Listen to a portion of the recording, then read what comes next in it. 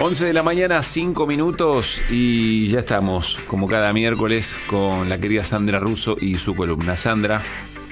Sí, Pablo, hoy vamos a hablar, se llama Pensemos en Estéreo, la columna, y tiene que ver con cuál es la mejor manera de pararse en esta etapa como ciudadano frente a los medios de comunicación, frente a las redes, frente a todos los lugares de donde sacamos elementos para tener una idea de en qué punto estamos parados frente a tantos temas acuciantes. Vos recién decías, no escuché entera la entrevista del intendente, pero te escuchaba decir que era una suerte contar con, no sé, con Mariano y con Néstor, que le habían dado contexto a la información. Bueno, precisamente ese es el punto en el que yo voy viendo todos los días que hay mucha gente que se empieza a poner nerviosa, se empieza a irritar, empieza a confundirse, empieza a atacar a quien no corresponde o a contestar, a directamente no saber pilotear lo que quieren decir y termina sonando agresivo cuando después la persona te dice, no, en realidad no quise ser agresivo, pero hay como yo creo que mucho de eso proviene, por un lado, por ejemplo, esto que también decías vos recién, vamos a ver qué pasa hoy en Dolores, ¿no? Como vivir en un país en el que estamos comprobando semana tras semana que hay gente que es intocable, o que hay gente que siempre tiene unas de espadas en la manga, o que hay abogados que se las ingenian para arreglar con defensas que se las arreglan para arreglar con las fiscalías, es decir, que los comunes y corrientes estamos muy lejos de los privilegios que tienen algunas personas frente a este poder judicial que sigue sin funcionar. Es muy difícil vivir en un país con un poder judicial que no funciona, porque a medida que va pasando el tiempo, eso se va sintiendo más, eso se va haciendo como escara en lo que llamamos democracia, se va notando que la democracia es incompleta y hay algunos elementos de defensa que fue entendiendo y adoptando las respectivas audiencias, los oyentes, los lectores, es decir, los ciudadanos en tanto público del periodismo.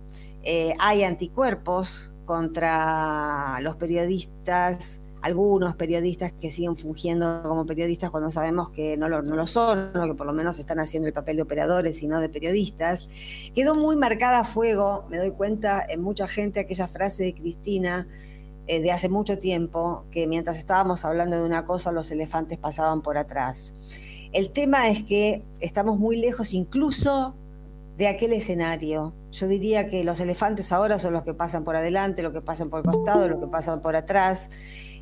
porque son todos temas, o hay muchos temas en danza, de los que depende buena parte de nuestro futuro como país, como nación, y empiezan a surgir, estas desorientaciones, estas irritaciones, que también creo que tienen que ver con el modo en que es ofrecida la información en los respectivos medios, ¿no? Lo hemos dicho varias veces, pero ahora lo vamos a retomar bajo el eje de la necesidad de pensar en estéreo, que es lo que quiero decir con pensar en estéreo. Es que veo que cada vez hay más personas, incluso periodistas, pero personas básicamente consumidoras de información, o que pretenden informarse y no lo logran, o que desconfían de la información que se les brinda, que están siempre sospechando que atrás de lo que se dice en realidad hay un gato encerrado. Bueno, nunca mejor animal, nunca he elegido mejor el animal para la frase, ¿no? De que hay gato encerrado, un gato que parece que no va a estar encerrado nunca, que paralelamente al gato encerrado de la frase y de las mentiras o los temas que oculta, la realidad se puede tapar o se puede hacer tapa. Bueno, me vienen todo el tiempo millones de frases, ya prácticamente frases hechas frente a una realidad que va empeorando en términos informativos. Esto de Bourdieu, por ejemplo, ese gran sociólogo francés, decía que todo pensamiento social es relacional. Es decir, uno no puede pensar una sociedad y un hecho social importante sin vincularlo con hechos anteriores, con hechos conexos o con hechos que van a pasar o que van a suceder a continuación. Nuestra vida, nuestro mundo está hecho de relaciones y una de las cosas tristes, trágicas que ha pasado con los medios de comunicación es que han perdido la capacidad de conectar hechos, la capacidad de relacionarlos, la capacidad de aumentar la capacidad de comprensión de los ciudadanos sobre la realidad que nos toca vivir. Y muchas veces eso sucede y uno se da cuenta porque los que están con el micrófono, a los que han dejado con micrófono, son personas que muy pocas de ellas están preparadas para hacer ellos mismos ese tipo de relaciones, para hacer ellos mismos ese tipo de, ofrecer ese tipo de contextos. Hay mucha gente que por ahí se podría dedicar al modelaje o a otro tipo de cosas y está, bueno, digamos, informando de hechos puntuales, pero incapaz de vincularlo con lo que pasó hace 2 meses, con lo que pasó hace 2 años, con lo que pasó hace 40 años, incapaz de hacer esa conexión que es necesaria para que los ciudadanos entendamos qué corno pasa con cada tema. Hay 2 ejemplos que quiero dar para esto de pensar en estéreo. Uno tiene que ver con la deuda y el lawfare. Porque mucha gente cree que lo más importante es la deuda, otra gente cree que lo más importante es el lawfare. No importa lo que se piense, el tema es buscar qué conexiones hay, si hay conexiones. Ya sabemos que siempre hay más de un tema importante. En este caso se trata de 2 temas vitales, dos temas vitales para la supervivencia del país y para nuestra supervivencia. Pero a mí me llama la atención que mientras se está hablando bastante, porque se está negociando en este momento, si va a haber acuerdo o no va a haber acuerdo, e incluso empezó a circular la versión de que es probable que no lo haya, si el fondo no depone algunas exigencias, prácticamente en ninguno de los medios donde se habla de la deuda se habla de que hay una causa presentada por el Estado para que se investigue en qué gastó Macri los 44.000 millones de dólares. Eso está en manos de la justicia argentina y está parado. Está parado porque la jueza Capuchetti no hace avanzar la causa. Y es un tema que sería crucial para nosotros e incluso para la negociación de la deuda, que esa causa avanzara, que no costaría mucho, digamos, en principio. Uno se imagina, ¿no?, que averiguar qué hicieron los funcionarios de un gobierno con 44.000 millones de dólares, por lo menos empezar esa causa y obtener algunas respuestas, no es algo complicado ni para una jueza ni para funcionarios de gobierno si tienen una respuesta lógica que dar. Ahora, si no tienen ninguna respuesta lógica que dar y tanto la jueza como los funcionarios saben que la respuesta conduciría a un ilícito, lo que tenemos es una causa parada. Entonces, ahí uno ve, por ejemplo, una conexión entre lo que llamamos lawfare y que sigue vivito y coleando y el problema de la deuda, que es cierto que, bueno, todo lo que hemos estado escuchando en estos días es absolutamente importante y de relevancia, pero a mí me llama poderosamente la atención que no se ponga un ojo periodístico, que ningún periodista esté atrás del tema Capuchetti, de que por qué no está avanzando esa causa presentada hace ya un tiempo y sigue como al principio. Bueno, eso es, por ejemplo, uno de los temas en donde hay que pensar en estéreo, hay que pensar qué pasó con la deuda, cómo se va a hacer el arreglo, si se va a hacer el acuerdo, no se va a hacer el acuerdo, si se va a pactar con el FMI en los términos que quiere el embajador de Estados Unidos, no Biden, que sonríe allá, que ya sabemos que de esa manera, por lo menos Alberto Fernández dijo que no lo aceptaría en los términos del embajador, que dijo el embajador norteamericano. Pero bueno, mientras tanto tenemos gente argentina, jueces argentinos, fiscales argentinos, que no están haciendo nada para que los argentinos sepamos qué pasó con eso, que fue un caballo de Troya que nos metieron, para que ahora se puede ver con un poco más de perspectiva, ¿no? Desde que el neoliberalismo penetró en la región, no hizo más que meter caballos de Troya, o en formas de constituciones, como la Chile, o en formas de deudas externas, como en prácticamente todos los países, pero sobre todo en el nuestro, para que si pierde la derecha y gana un gobierno popular, esté entrampado y no le puede ir bien. Por definición, no le puede ir bien si no se saca ese fardo de encima. Y el otro tema, para aplicar que no tiene nada que ver con pero me pareció interesante darlo para aplicar esta idea de pensar en estéreo, es que, bueno, yo les conté el otro día que hace rato que trabajo y escribo sobre Greta Thunberg, porque siempre desde que la descubrí me pareció un personaje interesantísimo. Y el otro día yo hice un posteo, no sé si en mi portal o en Facebook, y encontré una respuesta que me llamó la atención, ¿no? De alguien que me decía, bueno, dice lo mismo que nuestros pueblos originarios, pero claro, ella es rubia y de ojos celestes, como diciéndome a mí, vos le das bola a esta. Yo escribí 800.000 notas sobre la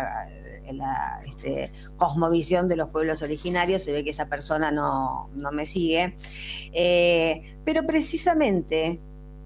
de lo que se priva esa persona que hace esa lectura tan obtusa de cómo le voy a dar bola a una sueca, si a mí lo que me interesa es defender a los mapuches, prácticamente se podría resumir en esa línea, es una lectura que en realidad no sirve ni para defender a los mapuches, porque pensar en estéreo, o a lo que yo le estoy llamando un poco arbitrariamente, pensar en estéreo, lo que quiero decir con esto es que, por ejemplo, cuando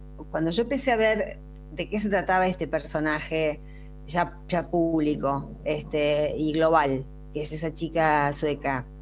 y lo que decía, que se limitaba a ella a los 15, que no tenía más información que el informe de la ONU, el informe científico de la ONU, que es el que hacen los científicos de todo el mundo. La ONU recibe informes científicos de muchos países, y con esos informes científicos arma el informe ambiental de cada año, con lo cual lo que hacía esa adolescente de 15 años era divulgar en la medida de sus posibilidades lo que decían los científicos, lo que decía el el secretario general de la ONU, pero a los que nadie les daba ni 5 de pelota. Lo que logró ella, siendo solitariamente y aferrándose a lo que literalmente, a lo que decían los informes científicos de la ONU, fue poner en agenda para una generación que no participaba de esas discusiones y que jamás hubiese escuchado un discurso del secretario general de la ONU, poner en agenda la crisis ambiental. Y tuvo mucho éxito. Ahora, a mí lo que me llamaba la atención cuando leía eso hace 3 años, 4 años, es que siendo latinoamericana y conociendo, aunque sea rudimentariamente, cosmovisiones de muchos pueblos originarios de América Latina, era totalmente complementario, totalmente concordante y totalmente colaborativos. Lo que, digamos, la